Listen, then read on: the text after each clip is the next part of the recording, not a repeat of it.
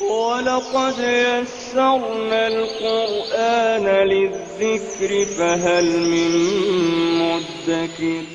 یقیناً کفر کے ان لوگوں نے جنہوں نے کہا مسیح ابن مریم ہی خدا ہے، نعوذ باللہ، اے محمد صلی اللہ علیہ وسلم ان سے کہیے اگر اللہ مسیح ابن مریم کو اور ان کی ماں کو اور تمام زمین والوں کو ہلاک کر دینا چاہے تو کس کی مجال ہے کہ اس کو اس کے ارادے سے باز رکھے؟ اللہ تو زمین و آسمان کا اور ان سب چیزوں کا مالک ہے جو زمین و آسمان کے درمیان پائی جاتی ہیں۔ جو کچھ چاہتا ہے پیدا کرتا ہے، اس کی قدرت ہر چیز پر حاوی ہے۔ یہود و نصارہ کہتے ہیں کہ ہم اللہ کے بیٹے اور اس کے چہیتے ہیں۔ ان سے پوچھو پھر وہ تمہارے گناہوں پر تمہیں سزا کیوں دیتا ہے؟ در حقیقت تم بھی ویسے ہی انسان ہو جیسے اور انسان اللہ نے پیدا کیے۔ وہ جسے چاہتا ہے معاف کرتا ہے اور جسے چاہتا ہے سزا دیتا ہے۔ زمین و آسمان اور اس کی ساری موجودات اس کی ملک ہے اور اسی کی طرف سب کو جانا ہے۔ اے اہل کتاب، ہمارا یہ رسول ایسے وقت تمہارے پاس آیا ہے۔ ذرا سا مدینہ کا ماحول سامنے رکھ کر یہ ساری آیتیں آپ سنیں۔ تیسری دفعہ یہاں یہ آیت آ گئی ہے سورۃ مائدہ میں، اے اہل کتاب۔ وہاں ارد گرد رہتے تھے، نبی کے قرب و جوار میں ان کی گھڑیاں تھیں اور اللہ پکار رہا ہے آ جاؤ آ جاؤ، تعصب چھوڑ دو۔ کیا تعصب تھا مدینہ والوں کا؟ کہتے تھے یہ ہمارے قبیلے سے کیوں نہیں آیا، ہمارے فرقے، ہماری جماعت، ہمارے گروہ سے کیوں نہیں آیا؟ صرف یہ جھگڑا تھا وہاں۔ آج بھی بہت سارے مسلمانوں کا یہی رونا ہے، حق چھوڑ دیا۔ یقین کریں مٹھی بھر لوگ تھے مدینہ میں، اگر وہ نبی صلی اللہ علیہ وسلم کو مان چکے ہوتے واللہ آج پوری دنیا پہ اسلام ہوتا۔ جتنا یہ آرگنائز گروہ ہے، جتنا یہ خوبصورت اور سٹل طریقے سے کام کرتے ہیں، لیکن وہ چند بڑوں نے تعصب میں آ کر اس دعوت کو نہیں مانا۔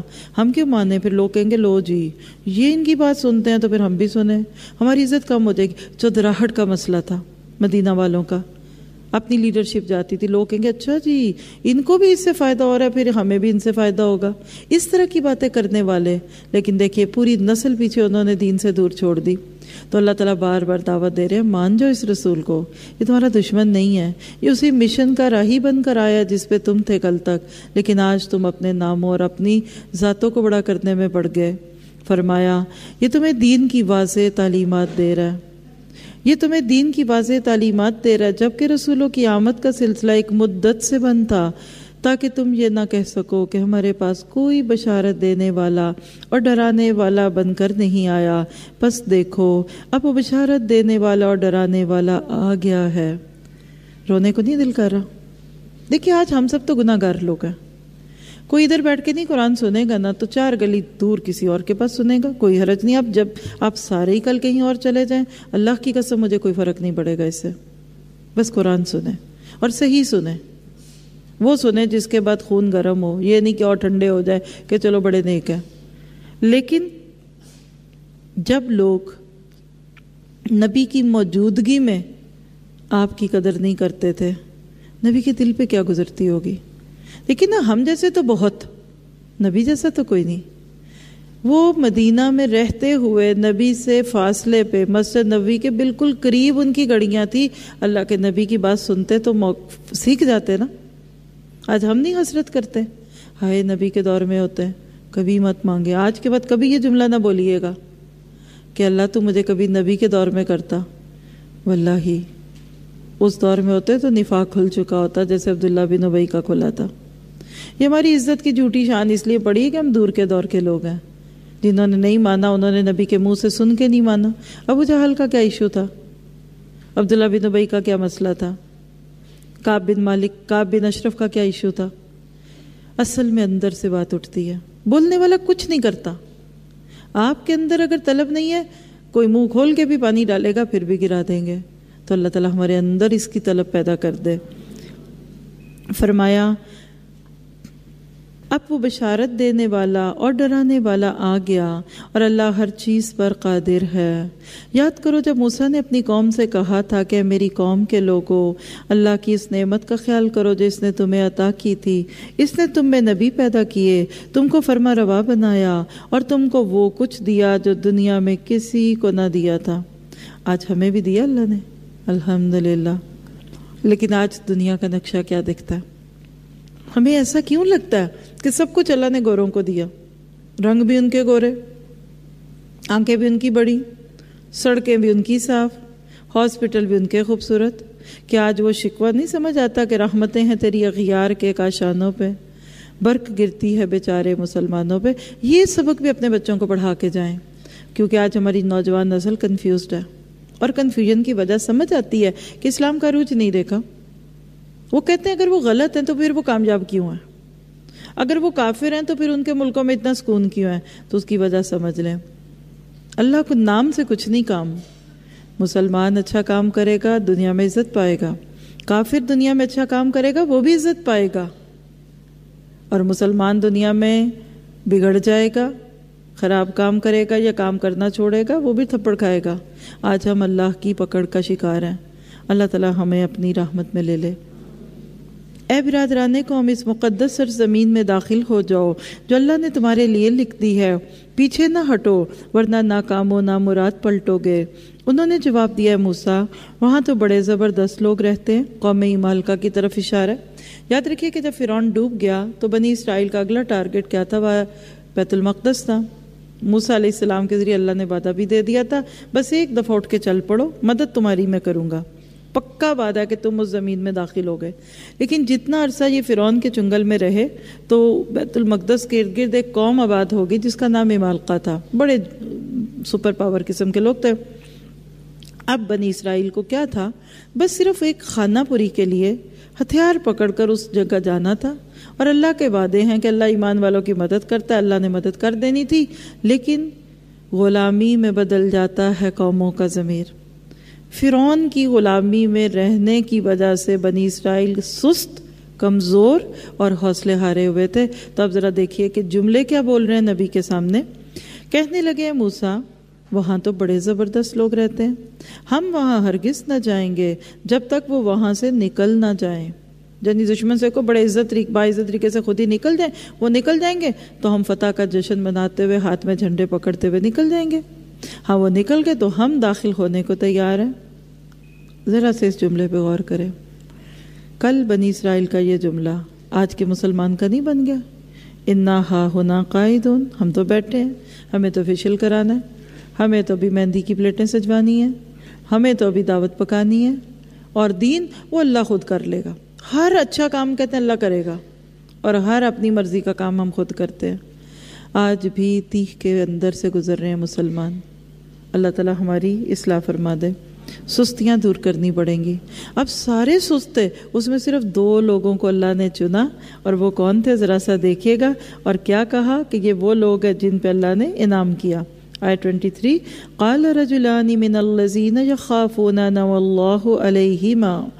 ان ڈرنے والوں میں 2 شخص ایسے بھی تھے جن کو اللہ نے اپنی نعمت سے نوازا تھا. انہوں نے کہا ان جباروں کے مقابلے میں دروازے کے اندر گھس جاؤ. آج یہ 2 لیڈر چاہیے یہاں بیٹھ کے علم کی اس محفل میں، جس پہ ہمارا گمان ہے کہ فرشتے بھی آئے ہوں گے. اگر کوئی کرسی خالی ہے تو وہاں ضرور فرشتہ ہوگا. یہاں بیٹھ کے دعا کرے اللہ ہمیں ایسے محسن دے دے، ایسے خوبصورت لیڈر دے دے جو آج ہمت توڑنے کی بجائے، حوصلے توڑنے کی بجائے ہمت بندھانے والی باتیں کریں. آج کے دور میں مسلمانوں کو بہت آپٹامسٹک لیڈرز چاہیے، روشن مزاج بنانے والے.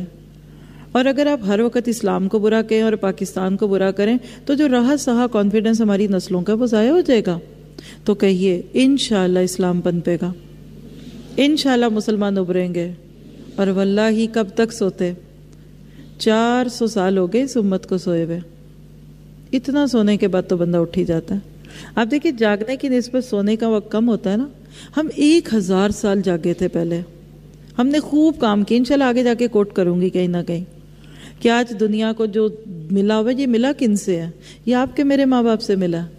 ہمارے انسیسٹرز نے دنیا کو سائنس، طب اور الجبرا اور سارا کچھ دیا.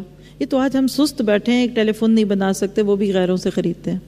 ہاں ہم بناتے ہیں تو جوتے بناتے ہیں، فینسی کپڑے بناتے ہیں، فینسی پرس بناتے ہیں، موتی ستارے لگا کر ہم خوب اچھے اچھے کرسیوں کو بھی کپڑے پہنا دیتے ہیں. اتنا چھوٹا کام کرنے لگ گیا آج ہم مسلم. بڑے کام سب دوسروں نے لے لیے، اور جنہوں نے ٹیکنالوجی کو اپنایا آج دنیا ان کی غلام ہے. جنہوں نے طب میں کام کیا لوگ ان ہاسپٹلز میں جاتے ہیں اپنے مریضوں کو لے کر. آج ہم کام کرنا شروع کر دیں ہم لوگوں کی مجبوری بن جائیں گے. اللہ تعالیٰ ہماری اصلاح فرما دے. کیا کہا ان جباروں کے مقابلے میں دروازے کے اندر گھس جاؤ، جب تم اندر پہنچ جاؤ گے تو تم ہی غالب رہو گے، اللہ پر بھروسہ رکھو اگر تم مومن ہو۔ لیکن انہوں نے پھر یہی کہا، اے موسیٰ ہم تو وہاں کبھی نہ جائیں گے جب تک وہ وہاں موجود ہیں، بس تم اور تمہارا رب دونوں جاؤ اور لڑو، ہم یہاں بیٹھے ہیں۔ کتنا بزدلانہ جملہ تھا۔ علامہ اقبال کہتے ہیں کہ رلاتی ہے مجھ کو جوانوں کی تاناشانی، صرف سمجھانے کے لیے جو ینگ بچے بچیاں سن رہے ہیں یا مائیں سن رہی ہیں، صرف ایک سپوزڈ سچویشن سامنے رکھتے، اللہ نہ کرے اسلام پہ ایک یونیورسل وار مسلط کر دی جائے۔ ٹکڑیوں میں تو ہے، ملک تو پس رہے ہیں، ایک ورلڈ وار لگ جائے۔ کیا آپ کے بچے کے ہاتھوں میں اتنی طاقت ہے کہ ہتھیار پکڑ سکے؟ اور اندر وہ ایمان اور وہ نبی کی محبت کا جوش ہے کہ وہ لکڑی کی تلوار اوکاشا کی تلوار کی طرح چمکتی ہوئی تلوار میں بدل جائے؟ ہمارے بچے اگر فجر پہ نہیں اٹھتے تو کیا دشمن کے آنے پہ اٹھیں گے؟ دیکھیے، ہاتھ ہے بندہ مومن کا ہاتھ، اپنے بچوں کو ایمان دیں۔ میں اور آپ کچھ نہیں دے سکتے، ایمان دے سکتے، دعائیں دیں، ایمان دیں کہ اللہ اگر کبھی اسلام پہ کوئی مشکل آئی تو میرا بچہ سب سے پہلے آگے آئے گا۔ اور جب ایسی تربیت ہوتی ہے نا تو پھر جو نسلیں تیار ہوتی ہیں، اس کو شاعر نے کیا کہا کہ عقابی روح جب بیدار ہوتی ہے جوانوں میں، نظر آتی ہے ان کو اپنی منزل آسمانوں میں۔ اپنے اپنے بچے کا نام لیں، بیٹی کا بھی لیں، اور دعا کریں کہ اللہ میرے بچے کو اپنی منزل آسمانوں پہ دکھے۔ نہیں تیرا نشیمن قصر سلطانی کے گنبد پر، تو شاہی ہے بسیرا کر پہاڑوں کی چٹانوں پر۔ کسی دن انشاءاللہ آپ کو شاہین کی ویڈیو دکھائیں گے، اس کے بعد سے آپ نے اپنے اپنے بچوں کا نام شاہین رکھ لینا۔ یہ جو دنیا کی محبت نے ہمارے پاؤں پکڑ لیے ہیں نا، یہی اصل میں ہمارا سب سے بڑا مسئلہ ہے۔ قومیں ڈوب جاتی ہیں جب دنیا پرست ہو جاتی ہیں۔ میٹیریلزم ہمارے بچوں کے دلوں کی موت ہے کہ ہے دل کے لیے موت مشینوں کی حکومت۔ اللہ تعالیٰ ہمیں مقصد دے۔ ہم نے اپنی پوری نسل کو بیکار کیا ہوا اس وقت چھوٹے چھوٹے کاموں میں ڈال کر۔ دیکھیے، کسی کو بڑا کام کرنا آتا اور اب اس کو چھوٹا سا کام دے دیں، بور ہو جائے گا، چھوڑ کے چلا جائے گا آپ کو، کہ آپ خود کر لیں۔ کیوں؟ کوئی اور کر لے گا۔ اس وقت اپنے بچوں کو بڑے کام دیں، ان کا موریل بھی بلند کریں۔ یہ ماسٹرز کرنا، ایف ایس سی کرنا، بی ایس اے کرنا، یہ اتنے کام ہیں، اس اونلی دس۔ کوئی مجھے کہتا ہے ہمارے بچوں کے پیپر ہو رہے ہیں، میں نے کہا صرف اتنا سا پیپر، اس کے لیے کتنے مہینے سے پڑھ رہے ہیں، کتنے دن سے پڑھ رہے ہیں؟ اور یہ پیپر جو اللہ نہ کرے کسی لمحے آج شام کو موت آ جائے تو من ربو کا من دینوں کا۔ اور اللہ کے نبی نے کہا کہ لا تزول قدم من ابن آدم من عند ربہ، آدم کا بچہ اپنی جگہ سے قدم نہیں ہٹا سکے گا حتی یسأل عنہ خمسہ، جب تک 5 سوالوں کے جواب نہ لیے جائیں۔ اگر آج موت آ جائے کسی کی تو قبر میں 3 سوالوں کے جواب ہمارے بچوں نے بھی دینے ہیں، اور اللہ ان کو لمبی عمریں دے۔ اور اگر میدان حشر میں ان کو کھڑا کرے، 5 سوالوں کے جواب آج جا کے بچوں سے پوچھئے، نہیں دیے تو دنیا کے امتحانوں کا غم نہ کریں۔ آج کی ماں کا یہ بھی ایک بہت بڑا پرابلم ہے، بچوں کے امتحانوں کو اس نے اپنی زندگی کا امتحان بنا لیا۔ بڑا گول تو تھا ہی نہیں۔ کسی کے پاس بڑی سی توپ ہو اور وہ اسے مکھیاں مارنے لگ جائے۔ آج ہم اپنی یوتھ کو ایسے ضائع کر رہے ہیں۔ اللہ ان کو امام بخاری والا دل اور ایمان دے دے۔ اللہ اکبر۔ اب موسیٰ کی بے بسی تو سنیے، اور حقیقت آج بھی ہر صاحب درد اسی طرح اپنے آپ کو بے بس محسوس کرتا ہے جب لوگوں کے آرام کوش ہونے پہ دل جلتا ہے کہ رلاتی ہے مجھ کو جوانوں کی تاناشانیاں۔ آج ہم اپنے بچوں کو بھی ایسے پال رہے ہیں جیسے کوئی لڑکیوں کو پالتا تھا، نزاکتوں کے ساتھ، کھلا کھلا کے، لاڈ دیکھ دیکھ کے، نخرے دیکھ کر، برانڈ کانشیس کر کے۔ وہ بیچارے کیا کریں، ان کا اتنا قصور نہیں جتنا قصور ہمارا ہے۔ اللہ تعالیٰ اصلاح فرما دے۔ جب آپ سنتے ہیں، اس پر موسیٰ علیہ السلام نے کہا، اے میرے رب، میرے اختیار میں کوئی نہیں۔ میں اس جملے پہ 3 سیکنڈ رکوں اور مجھے کہنے کی اجازت دیجیے۔ میں نے 20 سے زیادہ ماؤں کے منہ سے یہ جملہ سنا، ہمارا اپنے بچوں پہ اختیار نہیں۔ آپ سب کو دعوت میں بلایا تھا، بچے کدھر ہیں؟ بچے نہیں آئے، ان کے اپنے پروگرام ہیں۔ شادی میں ود فیملی کا کارڈ ہے، بما اہل و عیال، اور جاتا کون ہے؟ بیچارہ شوہر اور بیوی۔ بہت ہوا تو کوئی چھوٹا ہے، اس کو انگلی لگا کے لے جائیں گے، چل نا تو چل۔ ہر ایک کی اپنی دنیا، ہم نے اپنے بچوں کو خود اپنے سے دور کیا صرف پڑھائی کے نام پہ. آج کے دور کا بہت بڑا بت پڑھائی ہے. میں یہ نہیں کہتی پڑھیں نا، میں تو خود کہہ کے جاتی ہوں پڑھیں، لیکن اس کو بت نہ بنائیں، اس کو کامیابی نہ سمجھیں. یہ راستہ ہے. صرف آپ کا بچہ اس لیے پڑھے گا کہ دنیا میں پھیل کر ان فیلڈز میں جا کر وہاں اسلام کا داعی بنے گا اور لوگوں کی ضرورت بنے گا. لوگ اس سے دنیا لینے آئیں گے، یہ ان کو دین دے کے آئے گا. اس لیے پڑھائیں. ڈاکٹرز بنائیں، انجینئر بنائیں، پائلٹ بنائیں، سائنٹسٹ بنائیں. نیت ایک رکھیں کہ میرا بچہ ایک بیج بنے گا ڈاکٹرز میں جا کر، یہ سارے ڈاکٹروں کی نماز ٹھیک کرائے گا. یا میرا بچہ دین سیکھے گا، یہ جائے گا اور ان کو جا کر حرام حلال کا فرق بتائے گا. یہ پولیس میں جائے گا، وہاں کی قباختیں دور کرے گا.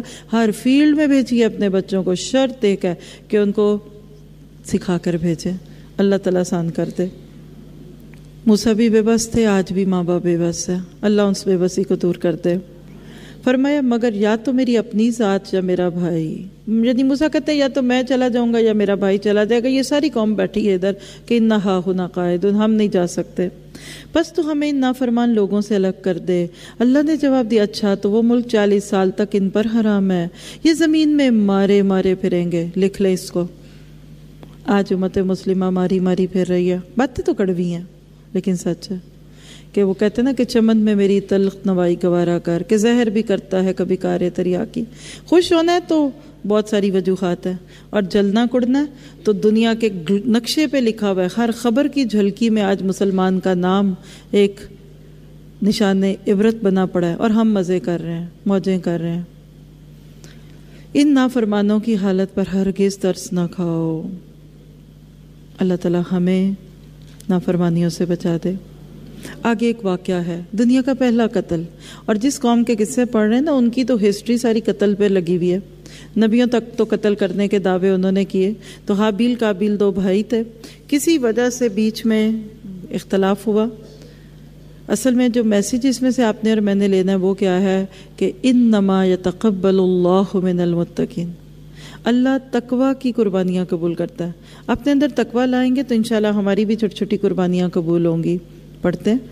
اور ذرا انہیں آدم کے 2 بیٹوں کا قصہ بھی بے کموں کا سنا دو.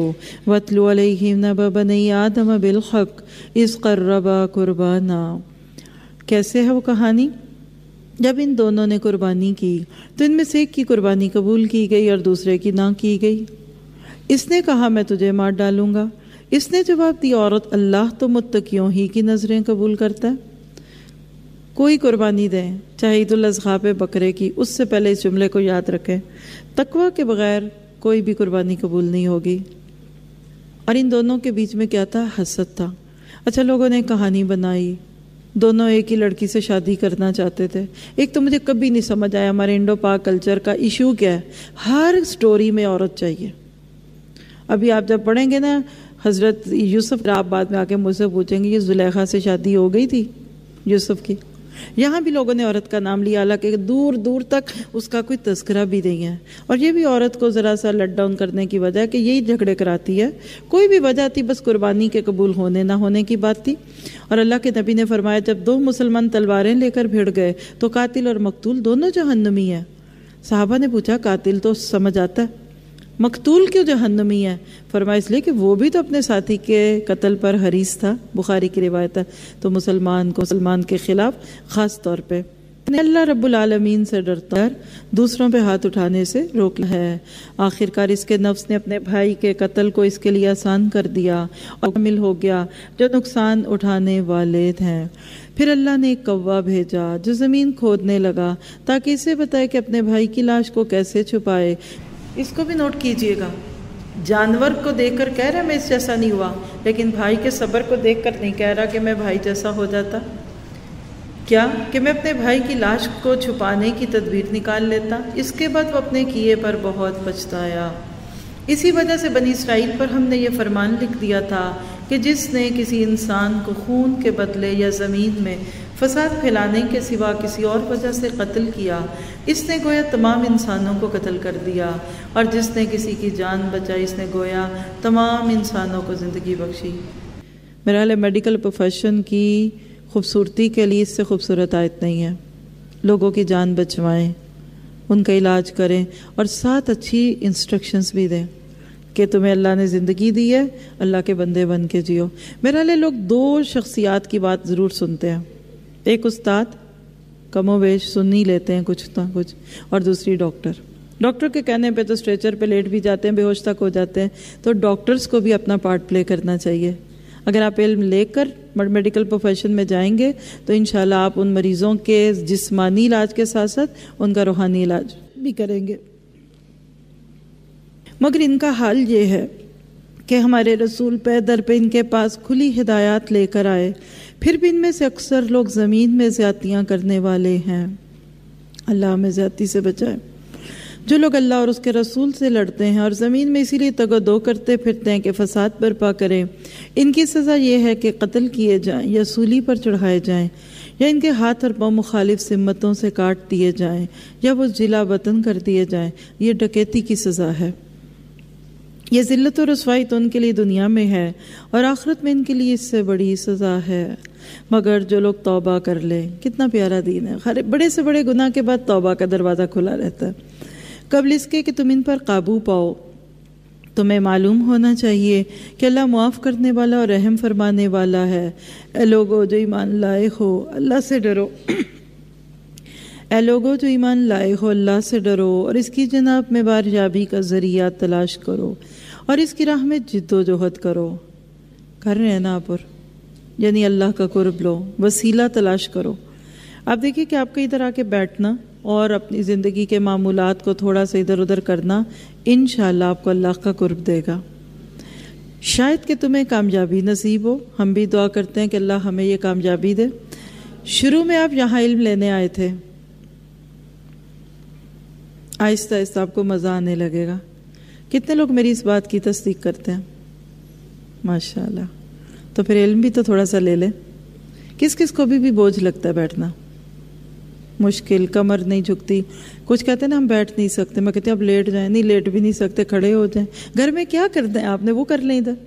میں نے تو کچھ ساتھیوں سے کہا آپ ادھر آ جائیں، ہم پیچھے 2-3 صوفے رکھ دیں گے اور ادھر لکھ دیں گے، سکھ لوگ ادھر لیٹ جائیں۔ گھر میں بھی تو لیٹ نہیں ہے نا، بیمار ہیں، دکھی ہیں، یہاں آ کے بیٹھ جائیے۔ اللہ کا قرب پانے کے لیے قربانی دینی پڑتی ہے۔ ایک دفعہ مل جائے تو حال کیا ہے کہ دو عالم سے کرتی ہے بیگانہ دل کو، عجب چیز ہے لذت آشنائی۔ اللہ ہمیں اس لذت کا آشنا کر دے۔ خوب جان لو کہ جن لوگوں نے کفر کا رویہ اختیار کیا، اگر ان کے قبضے میں ساری دنیا کی دولت ہو اور اتنی ہی اور اس کے ساتھ، اور وہ چاہیں کہ اسے فدیے میں دے کر روز قیامت کے عذاب سے بچ جائیں، تب بھی وہ ان سے قبول نہ کی جائے گی اور انہیں دردناک سزا مل کر رہے گی۔ آج تھوڑا دے دو، کل بہت سارا دو گے تو قبول پھر بھی کوئی نہیں ہوگا۔ اللہ تعالیٰ آپ کو، مجھے، اپنی ذات کو اللہ کے راستے میں لگانے والا بنا دے۔ وہ چاہیں گے کہ دوزخ کی آگ سے نکل بھاگیں مگر نہ نکل سکیں گے، اور انہیں قائم رہنے والا عذاب دیا جائے گا۔ سوچیے ذرا، گرمی اور اوپر سے آگ بھی لگ جائے، کتنی تکلیف کی حالت ہوگی۔ اب دیکھیے کہ اللہ کی محبت میں آپ گرمی میں نکلتے ہیں، لگتی ہے گرمی؟ نہیں لگتی۔ کیوں؟ جب آپ ایک بہت بڑی مقصد کے لیے کسی کام پہ جاتے ہیں نا، تو اب گرمی سردی سے بے نیاز ہو جاتے ہیں۔ آپ کے گھر میں 50 لوگوں کی دعوت ہو اور سر میں درد لگ جائے، یاد رہتا؟ کھانا پینا بھی نہیں یاد رہتا۔ اللہ کے نبی نے ایک دعا سکھائی، آپ اور میں بھی وہ سیکھتے ہیں۔ آپ نے فرمایا، اللہ میں تجھ سے تیری محبت کا سوال کرتا ہوں، آپ سب آمین کہیں ساتھ، اور اس شخص کی محبت کا سوال کرتا ہوں جو تجھ سے محبت کرتا ہے، اور اس عمل کا بھی سوال کرتا ہوں جو تیری محبت تک پہنچا دے۔ اے اللہ، اپنی محبت کو میرے لیے میری جان، میرے اہل خانہ اور ٹھنڈے پانی سے بھی زیادہ محبوب بنا دے۔ ہے نا مانگنے کی چیز؟ پیچھے ڈکیتی کی سزا تھی، آگے چوری کی سزا ہے۔ فرمایا والسارق والسارقۃ، اور چور خواہ مرد ہو یا عورت، دونوں کے ہاتھ کاٹ دو، یہ ان کی کمائی کا بدلہ ہے اور اللہ کی طرف سے عبرتناک سزا۔ اللہ کی قدرت سب پر غالب ہے، وہ دانا و بینا ہے۔ پھر جو ظلم کرنے کے بعد توبہ کرے اور اپنی اصلاح کر لے تو اللہ کی نظر عنایت پھر اس پر مائل ہو جائے گی۔ اللہ بہت درگزر کرنے والا اور رحم فرمانے والا ہے۔ کیا تم جانتے نہیں ہو کہ اللہ زمین و آسمان کی سلطنت کا مالک ہے؟ جسے چاہے سزا دے، جسے چاہے معاف کر دے، وہ ہر چیز پر اختیار رکھتا ہے۔ اے پیغمبر، تمہارے لیے باعث رنج نہ ہوں وہ لوگ جو کفر کی راہ میں بڑی تیز گامی دکھا رہے ہیں، خواہ وہ ان میں سے ہوں جو منہ سے کہتے ہیں ہم ایمان لائے مگر دل ان کے ایمان نہیں لائے، یا ان میں سے ہوں جو یہودی بن گئے ہیں، ان کا حال یہ ہے کہ جھوٹ کے لیے کان لگاتے ہیں اور دوسرے لوگوں کی خاطر جو تمہارے پاس کبھی نہیں آئے سن گن لیتے پھرتے ہیں۔ کتاب اللہ کے الفاظ کو ان کا صحیح محل متعین ہونے کے باوجود اصل معنی سے پھیرتے ہیں اور لوگوں سے کہتے ہیں کہ اگر تمہیں یہ حکم دیا جائے تو مانو، نہیں تو نہ مانو۔ جسے اللہ ہی نے فتنے میں ڈالنے کا ارادہ کر لیا ہو، اس کو اللہ کی گرفت سے بچانے کے لیے تم کچھ نہیں کر سکتے۔ یہ وہ لوگ ہیں جن کے دلوں کو اللہ نے پاک نہ کرنا چاہا۔ آپ دیکھ رہے ہیں لا یحب اللہ کا اثر، اللہ تعالیٰ کی ناراضگی پورے پارے میں جھلک رہی ہے۔ مجھے تو پڑھاتے ہوئے اس طرح کندھوں پہ بوجھ محسوس ہو رہا ہے۔ اتنی باتیں اس بارے میں ہم نے پڑھی ہیں جس کے اوپر یہ لفظ بولا جا سکتا ہے کہ لا یحب اللہ۔ اگر آپ اور بھی کچھ کرنا چاہیں نا، گھر جا کے اس پارے کا ترجمہ یا پھر عربی کھولیں اور اس میں سے وہ ساری چیزیں نوٹ کریں جو نیگیٹو تھنگز ہیں، برے رویے، ناگوار رویے نوٹ کریں، اس کو لسٹ بنائیں اور اپنی زندگی میں شامل کریں کہ ایک ایک کر کے انشاءاللہ ان کو نکالنا ہے۔ فرمایا یہ وہ لوگ ہیں جن کے دلوں کو اللہ نے پاک نہ کرنا چاہا، ان کے لیے دنیا میں رسوائی ہے اور آخرت میں سخت سزا ہے۔ یہ جھوٹ سننے والے اور حرام کے کھانے والے، لہٰذا اگر یہ تمہارے پاس اپنے مقدمات لے کر آئیں تو تمہیں اختیار دیا جاتا ہے کہ چاہو ان کا فیصلہ کرو ورنہ انکار کر دو۔ انکار کر دو تو یہ تمہارا کچھ نہیں بگاڑ سکتے، اور فیصلہ کر دو تو پھر ٹھیک ٹھیک انصاف کے ساتھ کرو کہ اللہ انصاف کرنے والوں کو پسند کرتا ہے۔ اللہ ہمیں بھی انصاف کی توفیق دے۔ یہ تمہیں کیسے حکم بناتے ہیں جبکہ ان کے پاس تورات موجود ہے جس میں اللہ کا حکم لکھا ہوا ہے، پھر یہ اس سے منہ موڑ رہے ہیں۔ اصل بات یہ کہ یہ لوگ ایمان ہی نہیں رکھتے۔ ہم نے تورات نازل کی جس میں ہدایت اور روشنی تھی، سارے نبی جو مسلم تھے۔ ہائی لائٹ کریں، حضرت عیسیٰ کیا تھے؟ بولیے، سب بولے۔ حضرت موسیٰ کیا تھے؟ حضرت ابراہیم کیا تھے؟ حضرت اسماعیل، حضرت نوح، حضرت یعقوب علیہ السلام، حضرت ایوب، حضرت یونس اور باقی سب، ٹوٹل 25 نام ہے قرآن میں۔ اللہ کہتے سارے نبی جو مسلم تھے، تو پھر آپ کو مجھے کیا بننا؟ ذرا تھیم دہرائیں اس سال کا، ہم اور ہم، مجھے سمجھ نہیں آئی۔ اتنی مختلف آوازیں نہیں سمجھ آتی، ایک آواز میں بولیں۔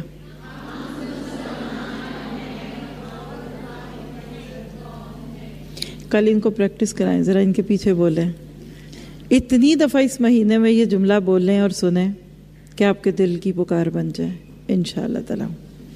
ہم نے تورات نازل کی جس میں ہدایت اور روشنی تھی، سارے نبی جو مسلم تھے اسی کے مطابق ان یہودی بن جانے والوں کے مقدمات کا فیصلہ کرتے تھے، اور اسی طرح ربانی اور احبار بھی اسی فیصلے کا مدار رکھتے تھے، کیونکہ انہیں کتاب اللہ کی حفاظت کا ذمہ دار بنایا گیا تھا اور وہ اس پر گواہ تھے۔ بس اے گروہ یہود، تم لوگوں سے نہ ڈرو بلکہ مجھ سے ڈرو اور میری آیات کو ذرا ذرا سے معاوضے لے کر بیچنا چھوڑ دو۔ جو لوگ اللہ کے نازل کردہ قانون کے مطابق فیصلہ نہ کریں وہی کافر ہیں۔ 3 آیتیں آ رہی ہیں، ملم یحکم بما انزل اللہ۔ 3 بڑی قومیں، یہود، نصارہ اور مسلمان، تینوں کو اللہ ایک ہی میسج دے رہا ہے کہ یہ کتابیں نافذ کرنے کے لیے آتی ہیں۔ نفاذ اسلام ہی اصل میں ہدف ہے۔ میرے آپ کے اس 5-6 فٹ کے جسم پہ بھی قرآن اسلام نافذ ہوگا، ہمارے ایک نال کے گھر پہ بھی، خاندان پہ، پھر ہوتے ہوتے اس ملک پہ، اور پھر پوری دنیا گلوب میں کیا ہوگا؟ اللہ کا قانون لگے گا، پھر دنیا رہنے کے قابل ہوگی، ورنہ اللہ کی وعیدیں ہیں۔ تورات میں ہم نے یہود پر یہ حکم لکھ دیا تھا کہ جان کے بدلے جان، آنکھ کے بدلے آنکھ، ناک کے بدلے ناک، کان کے بدلے کان، دانت کے بدلے دانت، اور تمام زخموں کے لیے برابر کا بدلہ۔ پھر جو قصاص کا صدقہ کر دے تو وہ اس کے لیے کفارہ ہے، اور جو لوگ اللہ کے نازل کردہ قانون کے مطابق فیصلہ نہ کریں وہ سب بولے ظالم. تو ہم نے اپنی ذات پہ، اپنے گھر پہ اللہ کا قانون نافذ کرنا ہے. بس یہ کر دیں، ملکوں میں خود ہی ہو جائے گا انشاءاللہ. پھر ہم نے ان پیغمبروں کے بعد مریم کے بیٹے عیسیٰ کو بھیجا. تورات میں جو کچھ ان کے سامنے موجود تھا وہ اس کی تصدیق کرنے والا تھا، اور ہم نے اس کو انجیل عطا کی جس میں رہنمائی اور روشنی تھی. وہ بھی تورات میں جو کچھ اس وقت موجود تھا اس کی تصدیق کرنے والی تھی. خدا ترس لوگوں کے لیے سراسر ہدایت اور نصیحت تھی. ہمارا حکم یہ تھا کہ اہل انجیل اس کی قانون کے مطابق فیصلہ کریں جو اللہ نے اس میں نازل کیا ہے، اور جو لوگ اللہ کے نازل کردہ قانون کے مطابق فیصلہ نہ کریں وہی، آپ بولے، پہلے کافر، پھر ظالم اور اب فاسق. اللہ ہمیں ان تینوں میں نہ شامل کرے. وہی فاسق ہیں. پھر اے محمد صلی اللہ علیہ وسلم، ہم نے تمہاری طرف یہ کتاب بھیجی جو حق لے کر آئی، اور الکتاب میں سے جو کچھ اس کے آگے موجود ہے اس کی تصدیق کرنے والی اور اس کی محافظ و نگہبان ہے. اب آپ کا میرا یہ کام ہے اس کتاب کو دنیا میں لے کر پھیلانا. یہ سب سے پیاری کتاب ہے جو دوسروں کو ان کی غلطیاں بھی دکھاتی ہے اور ہمیں ہماری. بس تم اللہ کے نازل کردہ قانون کے مطابق لوگوں کے معاملات کا فیصلہ کرو، اور جو حق تمہارے پاس آیا اس سے منہ موڑ کر ان کی خواہشات کی پیروی نہ کرو. ہم نے تم میں سے ہر ایک کے لیے ایک شریعت اور ایک راہ عمل مقرر کی ہے. اگرچہ تمہارا رب چاہتا تو تم سب کو ایک امت بنا سکتا تھا، لیکن اس نے یہ اس لیے کیا کہ جو کچھ اس نے تم لوگوں کو دیا ہے اس میں تمہاری آزمائش ہے. یاد رکھیے، بہت بڑی آزمائش ہے، علم بھی، مال بھی، عہدہ بھی. اللہ تعالیٰ دیکھتا ہے کہ ہم اس سب کو پانے کے بعد کرتے کیا ہیں. آپ نے میں نے کیا کرنا ہے؟ فاستبقوا الخیرات. بس بھلائیوں میں ایک دوسرے سے سبقت لے جانے کی کوشش کرو. آخر کار تم سب کو اللہ کی طرف پلٹ کر جانا ہے، پھر وہ تمہیں اصل حقیقت بتا دے گا جس میں تم اختلاف کرتے رہو. 3 سیکنڈ رکیے اور دعا کریں کہ آج امت کے اختلافات، اس کی حقیقت آج ہی اللہ کھول دے، نہ کہ کل وہاں جا کے پتہ چلے کہ ہم تو ساری زندگی کی عبادات ضائع کر کے آگے. پس محمد صلی اللہ علیہ وسلم، تم اللہ کے نازل کردہ قانون کے مطابق ان لوگوں کے معاملات کا فیصلہ کرو اور ان کی خواہشات کی پیروی نہ کرو. ہوشیار رہو کہ یہ لوگ تم کو فتنے میں ڈال کر اس ہدایت سے ذرہ برابر منحرف نہ کرنے پائیں جو اللہ نے تمہاری طرف نازل کی ہے. پھر اگر یہ اس سے منہ موڑیں تو جان لو کہ اللہ ہی نے ان کے بعض گناہوں کی پاداش میں ان کو مبتلا مصیبت کرنے کا ارادہ ہی کر لیا ہے، اور یہ حقیقت ہے ان لوگوں میں سے جن میں سے اکثر فاسق ہیں اگر یہ اللہ کے قانون سے منہ موڑتے ہیں. اب یہ آیت ہے 50، اس کو اپنے لیے تھیم آیت بنائیں. انشاءاللہ اس کی تفسیر آپ کو بھیجی جائے گی. ان آیتوں پر لیکچرز بھی ہیں. بس میں تو یہ کہوں گی کہ اگر اس بارے میں سے صرف اسے ایک آیت کو ڈیٹیل سے پڑھ لیا تو بات سمجھ آئے گی. انشاءاللہ اس پہ جاہلیت کے موضوع پہ ایک لیکچر ہے، وہ آپ کو بھیجا جائے گا. اگر یہ اللہ کے قانون سے منہ موڑتے ہیں تو کیا پھر جاہلیت کا فیصلہ چاہتے ہیں؟ حالانکہ جو لوگ اللہ پر یقین رکھتے ہیں ان کے نزدیک اللہ سے بہتر فیصلہ کرنے والا کوئی نہیں. کیا عمل کی بات ہے، لوگوں کو خوش کرنے کی بجائے اللہ کو راضی کرے. جاہلیت کے طریقوں کو چھوڑنا ہے، اسلام میں آنا ہے، نیکی کے کام کرنے ہیں، مواقع سے فائدہ اٹھانا ہے، اللہ تعالیٰ کے احکامات کی پابندی کرنی ہے. اور کیا نہیں کرنا، اس کا جواب آگے. اے لوگوں جو ایمان لائے ہو، یہود اور نصارہ کو اپنا رفیق نہ بناؤ، یہ آپس ہی میں ایک دوسرے کے رفیق ہیں، اور اگر تم میں سے کوئی ان کو اپنا رفیق بناتا بھی ہے تو اس کا شمار پھر انہی میں ہے. یقیناً اللہ ظالموں کو اپنی رہنمائی سے محروم کر دیتا ہے. تم دیکھتے ہو کہ جن کے دلوں میں نفاق کی بیماری ہے وہ انہی میں دوڑ دھوپ کرتے پھرتے ہیں، کہتے ہیں ہمیں ڈر لگتا ہے کہیں ہم کسی مصیبت کے چکر میں نہ پھنس جائیں. مگر بعید نہیں کہ اللہ جب تمہیں فیصلہ کن فتح بخشے گا یا اپنی طرف سے کوئی اور بات ظاہر کرے گا تو یہ لوگ اپنے اس نفاق پر جسے یہ دلوں میں چھپائے ہوئے ہیں نادم ہوں گے. اور اس وقت اہل ایمان کہیں گے کیا یہ وہی لوگ ہیں جو اللہ کے نام سے کڑی کڑی قسمیں کھا کر یقین دلاتے تھے کہ ہم تمہارے ساتھ ہیں. ان کے سب اعمال ضائع ہو گئے اور آخر کار یہ ناکام و نامراد ہو کر رہے. اے لوگو جو ایمان لائے ہو. اب یہ آیت ہمارے اوپر ایک کہنا چاہیے بہت بڑا تمانچہ. غیروں کی بات نہیں مسلمانوں کی. ہر وہ مسلمان جو ہے مسلمان لیکن پورے اسلام پہ عمل نہیں کرتا، اپنے قول اور فعل میں تضاد پاتا ہے، اس کے لیے دھمکی ہے. کیا؟ تم ٹھیک ہو جاؤ ورنہ میں غیروں کو مسلم بنا دوں گا اور وہ میرے دین کا کام کریں گے. یا ایھا الذین آمنوا من یرتد منکم عن دینہ فسوف یأتی اللہ بقوم یحبهم ویحبونہ. اے لوگوں جو ایمان لائے ہو، اگر تم میں سے کوئی اپنے دین سے پھرتا ہے تو پھر جائے، اللہ اور بہت سے لوگ پیدا کر دے گا. پہلے تو اس ڈانٹ کو محسوس کریں. زیادہ نہ پھیلو، میں تمہیں ٹھیک کر دوں گا، میں تمہیں بدل دوں گا. نخرے نہ کرو اتنے کہ میں پیدائشی مسلمان ہوں تو میں ہی رہوں گا. اللہ جن کو لائے گا ان میں کیا خوبیاں ہوں گی، ایک ایک خوبی کو اپنے اندر ڈھونڈیں. اگر ہے تو الحمدللہ کہیں، اگر کمی ہے تو فوراً کہ اللہ نہ کسی اور کو نہ لانا، میں ہی ٹھیک ہو جاتی ہوں. کیا خوبیاں؟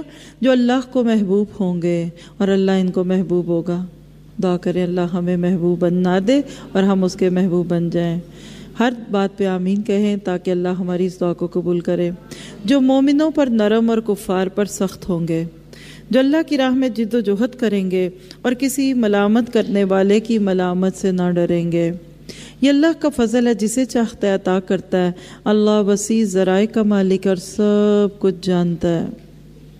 ان آیتوں کی بھی تفسیر سن سکتے ہیں، آپ خود بھی سنا کریں اگر آپ کو موقع ملے.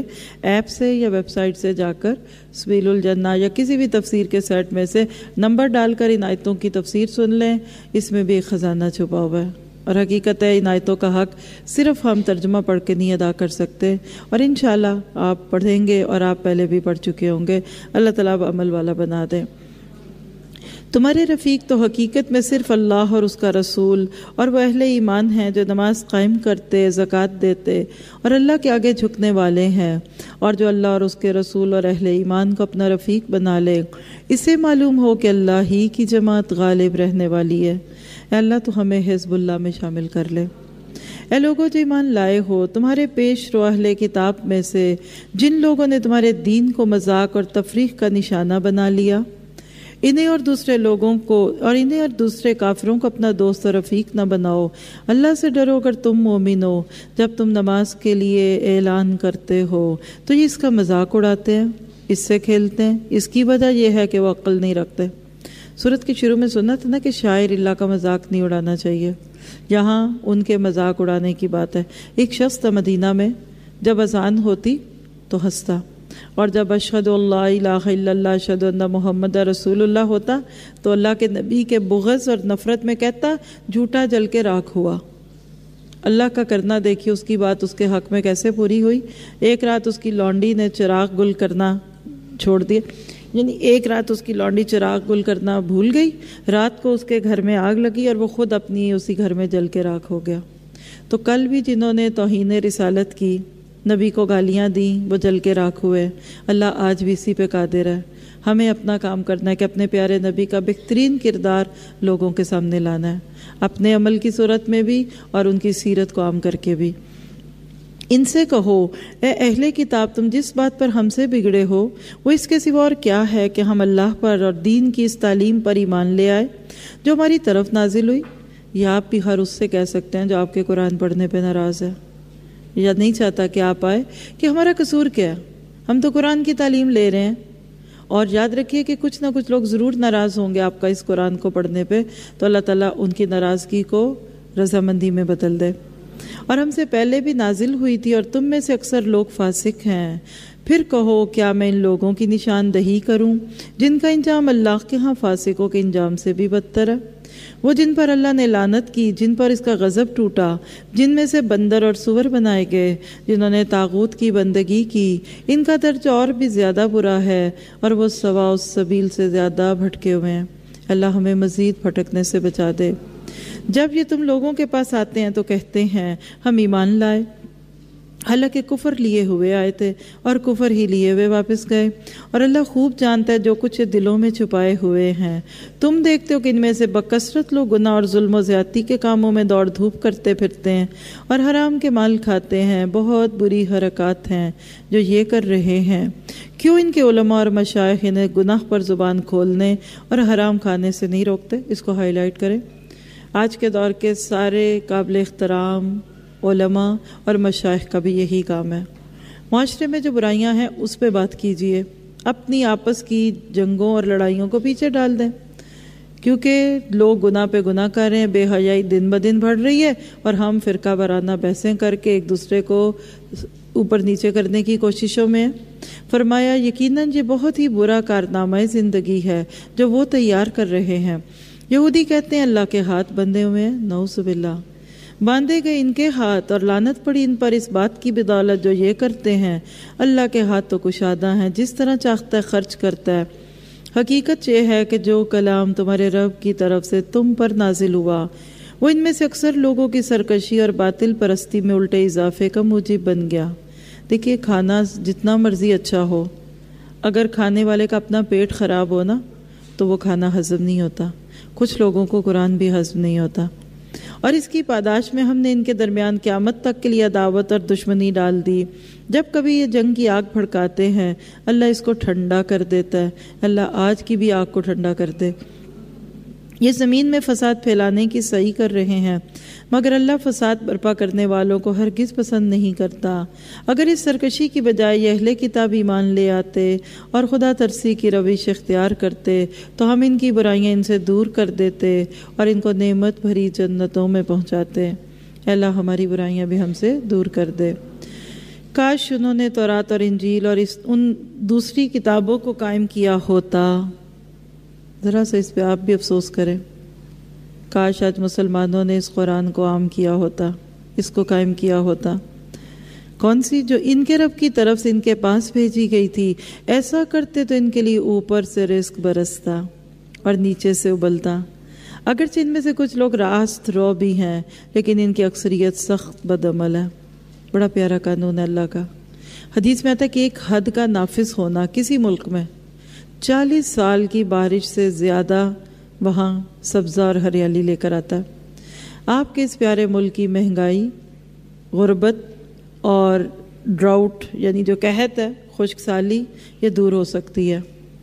اللہ کی حدوں کو قائم کریں، اللہ ہمیں اس کی توفیق دے۔ آپ کہتے ہیں سعودی عرب امیر ملک نہیں تھا، ویران تھا۔ جب وہاں اسلامی شریعت نافذ ہوئی تیل نکل آیا، اور آج اتنی دولت کی ریل پیل ہے۔ آپ کے اس ملک میں خزانے چھپے ہیں۔ چند دن پہلے دیکھ کر آئے ہیں ہم نمک کے خزانے۔ اس دن میں سوچ رہی تھی پاکستان غریب ملک نہیں ہے، اور میں سوچ رہی تھی ان بردرز نے بتایا کہ ابھی کھیوڑا کان میں سے بہت تھوڑا سا نکال رہے ہیں ہم، اب باقی شاید ریسورسز کی کمی کے لیے نہیں نکال رہے یا سوچتے ہیں ضرورت نہیں۔ میں سوچ رہی تھی سارا نکالو، ہمارے جتنے جاب لیس بردرز ہیں سب کو لگا دو، بیٹوں کو لگائیں، کریں، نمک نکالیں۔ اگر انہوں نے بتایا تھا کہ ڈنمارک سب سے بڑی منڈی ہے دنیا میں نمک دینے والی، 2nd نمبر پاکستان ہے۔ تو میں سوچ رہی تھی کہ ہم ڈنمارک کو کمپیٹ کرتے ہیں، ویسے وہ ہمارا ہمسایہ ملک بھی ہے، اس لیے ناروے والے ذرا پریشان نہ ہو۔ میں نے سوچا کہ اگر ہم اتنا نمک نکال لیں کہ 100 کی چیز 50 کی کیا 20 کی دے دیں، تو آپ دیکھیں پوری دنیا میں صرف نمک پاکستان دے سکتا ہے۔ اور وہ کہتے ہیں اتنا خزانہ ہے ادھر کہ پوری دنیا کو دے کر بھی بچ جائے گا۔ 300 کلومیٹر پر صرف نمک کی کانیں ہیں۔ یہاں سے شروع کرتے ہیں دریائے سندھ تک۔ آپ غریب ہیں، اور آپ کو پتہ ہے پاکستان میں ڈائمنڈ کے بھی خزانے ہیں، جہاں کوئلہ ہوتا ہے وہاں ڈائمنڈ بھی ہوتا ہے۔ صرف آپ صلی اللہ سے کہ اللہ وہ خزانے دے۔ ادھر آپ اس چھوٹے سے جسم پہ دین کو لاگو کرتے ہیں تو اتنی نعمتیں پاتے ہیں۔ تو جب اتنے پیارے ملک پہ آپ دین کو نافذ کریں گے، آپ کو کسی کی مدد کی ضرورت نہیں ہوگی اللہ کی مدد کے سوا، انشاءاللہ۔ اے اللہ ہمارے ملک کو خوشحال کر دے۔ اے پیغمبر، جو کچھ تمہارے رب کی طرف سے تم پر نازل کیا گیا وہ لوگوں تک پہنچا دو۔ اے اللہ ہمیں اس کی توفیق بھی دے۔ اگر تم نے ایسا نہ کیا تو اس کی پیغمبری کا حق ادا نہ کیا۔ اللہ تم کو لوگوں کے شر سے بچانے والا ہے۔ یقین رکھو کہ وہ کافروں کو تمہارے مقابلے میں کامیابی کی راہ ہرگز نہ دکھائے گا۔ صاف کہہ دو اے اہل کتاب، تم ہرگز کسی اصل پر نہیں جب تک کہ تورات اور انجیل اور ان دوسری کتابوں کو قائم نہ کرو جو تمہارے رب کی طرف سے نازل کی گئی ہیں۔ ضرور ہے یہ فرمان جو تم پر نازل کیا گیا ان میں سے اکثر کی سرکشی اور انکار کو زیادہ بڑھا دے گا، مگر انکار کرنے والوں کے حال پر کچھ افسوس نہ کرو۔ یقین جانو یہاں اجارہ کسی کا بھی نہیں ہے، یعنی سب اللہ کے محتاج ہیں۔ مسلمان ہوں یا یہودی، سابی ہوں یا عیسائی، جو بھی اللہ اور روز آخر پر ایمان لائے گا اور نیک عمل کرے گا، بے شک اس کے لیے نہ کسی خوف کا مقام ہے نہ رنج کا۔ اللہ ہمیں بھی بے خوف کر دے۔ ہم نے بنی اسرائیل سے پختہ عہد لیا اور ان کی طرف بہت سے رسول بھیجے، مگر جب کبھی ان کے پاس کوئی رسول ان کی خواہشات نفس کے خلاف کچھ لے کر آیا۔ یہاں رکے، مجھے پتہ اب جانے کی جلدی ہے، اس آیت پہ غور کریں۔ لوگوں کی سب سے بڑی دشمنی اس بات پہ ہوتی ہے کہ یہ قرآن خواہشات نفس پہ پابندیاں لگاتا ہے، اور نفس تو کیا ہے؟ 13ویں پارے کی پہلی آیت میں انشاءاللہ پڑھیں گے ہم لوگ۔ تو کیا کیا انہوں نے؟ کسی کو جھٹلا دیا اور کسی کو قتل کر دیا، اور اپنے نزدیک یہ سمجھے کہ کوئی فتنہ نمودار نہ ہوگا، کوئی فتنہ رونما نہ ہوگا، اس لیے اندھے اور بہرے بن گئے۔ پھر اللہ نے انہیں معاف کیا تو ان میں سے اکثر لوگ اور زیادہ اندھے اور بہرے بنتے چلے گئے۔ اللہ ان کی یہ سب حرکات دیکھتا رہتا ہے۔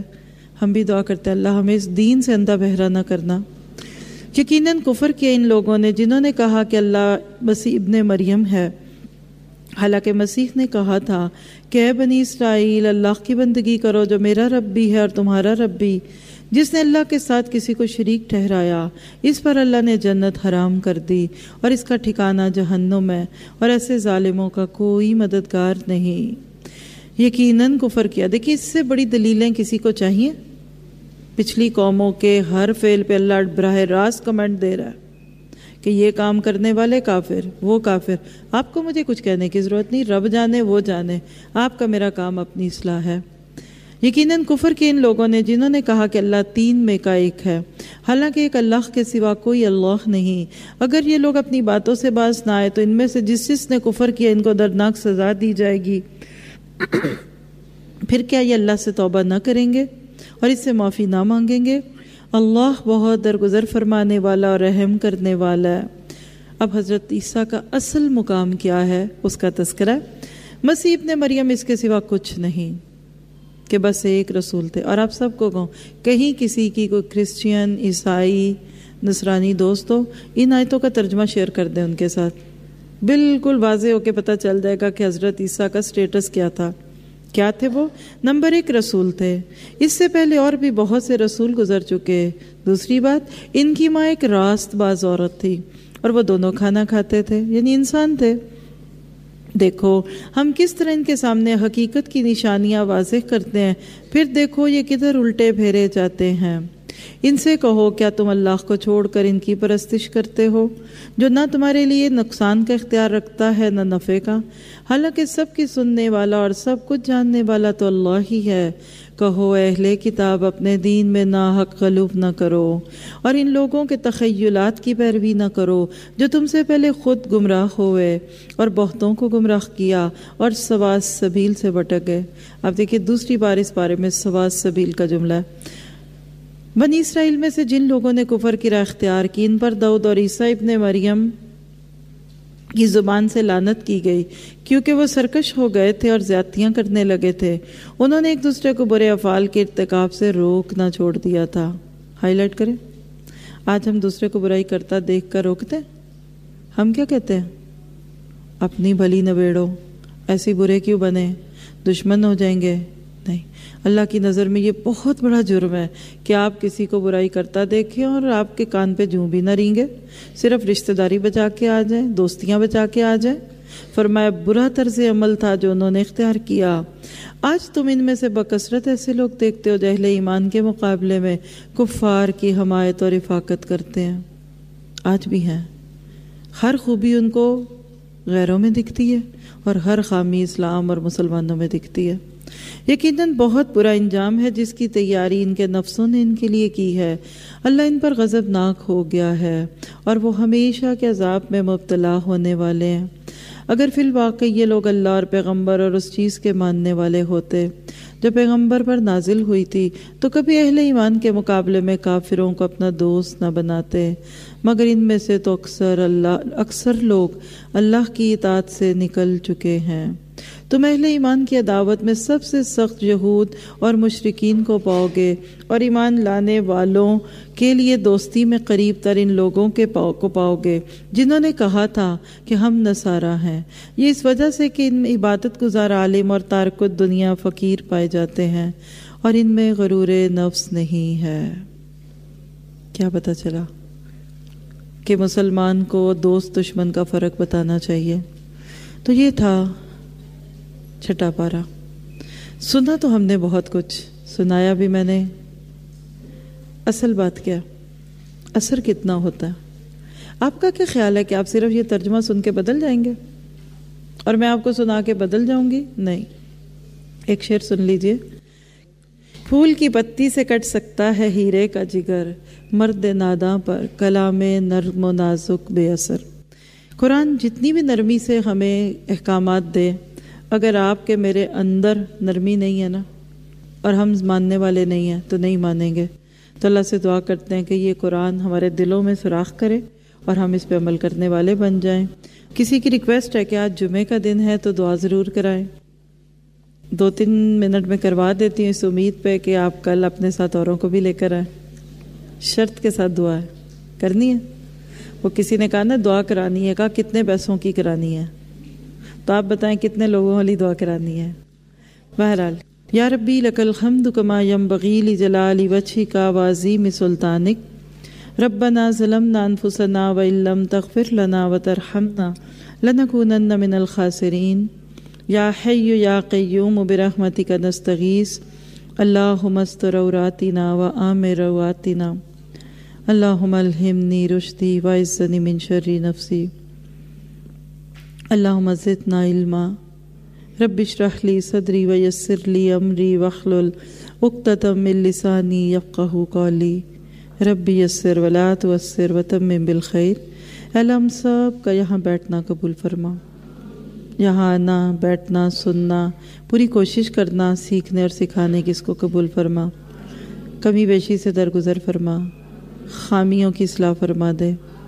جو بھی ساتھی یہاں ابھی تک نہیں آ پا رہے اپنی مجبوریوں کی وجہ سے، یا اللہ ان کے لیے آسانیوں کے معاملے فرما، اور جو بہت ساری بہنیں آ رہی ہیں ان کے لیے دن بدن آسانیاں پیدا کر دے۔ جو ساتھی اس وقت بھی اور بعد میں بھی گھروں سے سنیں گے ان کو بھی ہماری دعاؤں میں شامل فرما۔ یا اللہ خیر اور برکت کا سفر ہے، ہم میں سے کسی کو محروم نہ رکھنا۔ جو بیمار ہیں ان کو صحت اور عافیت دے، جو پریشان ہیں ان کو پریشانیوں سے نکال دے۔ یا اللہ جو دنیا سے چلے گئے ان کی بخشش فرما، ہمارے ماں باپ پہ اپنی رحمت فرما۔ یا اللہ نبی صلی اللہ علیہ وسلم کی سفارش نصیب فرمانا، آپ کے ہاتھوں سے حوض کوثر کا پانی نصیب کروانا۔ اے اللہ ہمیں توفیق دے کہ ہم ایسی خوبصورت زندگی بسر کر کے جائیں کہ کل ہمیں اپنے پیارے نبی کا ساتھ نصیب ہو۔ اے اللہ ہمیں اس بات کی توفیق دے کہ ہم اسی مشن کو اپنی زندگی کا مشن بنائیں جو پیارے نبی صلی اللہ علیہ وسلم کا تھا۔ اے اللہ اس راستے میں جو ہمارے معاونین اور مددگار ہیں، اپنی شان سے، اپنی جناب سے ان کو عطا فرما۔ یا اللہ یہ کام صرف اور صرف تیری توفیق سے ہوتا ہے اور اس کا اجر بھی صرف تو دے سکتا ہے۔ یا اللہ ہمارے سب ساتھیوں کو بے حساب اجر عطا فرما، وہ خود بھی نہ گن سکیں، ان کو یقین بھی نہ آئے، یا اللہ اتنا عطا فرما۔ اور یا اللہ اس چند گھنٹوں کی نشست میں اتنی برکت دے کہ یہ قیامت تک یہ چیزیں دوسروں کی ہدایت کا ذریعہ بنتی رہیں۔ اور یا اللہ ہمارے اس پیارے سے ملک پہ اور پوری دنیا کے اوپر اپنا رحم اور فضل فرما۔ ہم مسلمانوں کو توفیق دے کہ ہم اپنا کام کریں، اور وہ لوگ جو بھی کفر پہ ہیں اور اسلام سے دور ہیں، یا اللہ ان کی ہم مدد کرنے والے بن جائیں۔ ہمیں توفیق دے کہ اپنے حصے کا کام کریں، اور یہاں سب کے دلوں کی جو دعائیں ہیں اے اللہ اپنی رحمت سے تو قبول فرما۔ میں چند سیکنڈ خاموش رہتی ہوں، آپ اپنے لیے دعا کریں جو دل چاہے۔ سبحانک اللہم و بحمدک، اشہد ان لا الہ الا انت، استغفرک و اتوب الیک۔ ربنا تقبل منا انک انت السمیع العلیم وتب علینا انک انت التواب الرحیم، وصلی اللہ تعالی خیر خلقہ واصحابہ اجمعین برحمتک یا ارحم الراحمین، آمین ثم آمین۔ وَلَقَدْ يَسَّرْنَا الْقُرْآنَ لِلذِّكْرِ فَهَلْ مِن مُّدَّكِرٍ